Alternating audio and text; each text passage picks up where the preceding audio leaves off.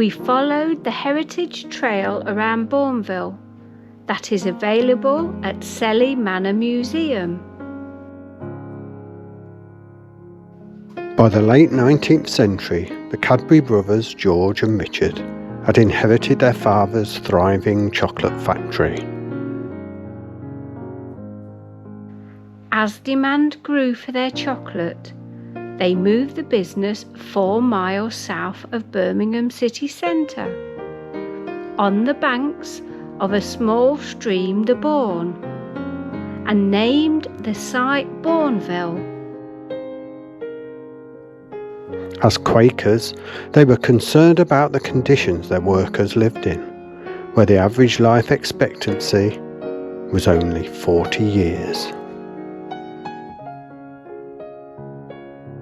So, in January 1879, they began building a new factory on the site, as well as 16 houses for their employees. In 1893, they purchased a further 120 acres and set about creating a model village to alleviate the cramped and poor conditions their staff were forced to endure.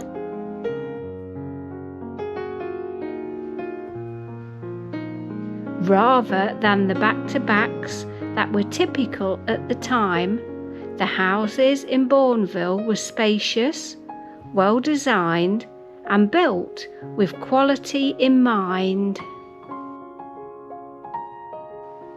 As the village grew, it provided schools, parks, recreation grounds, sports facilities and village halls.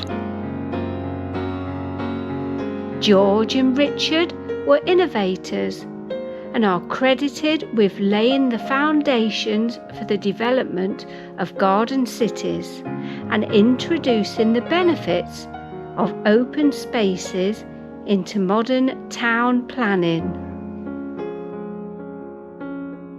The trail we followed takes you around the centre of Bournville Village. We have included details of the sites on the trail in the details below. In addition, there is a wider trail available that allows you to explore this amazing place further.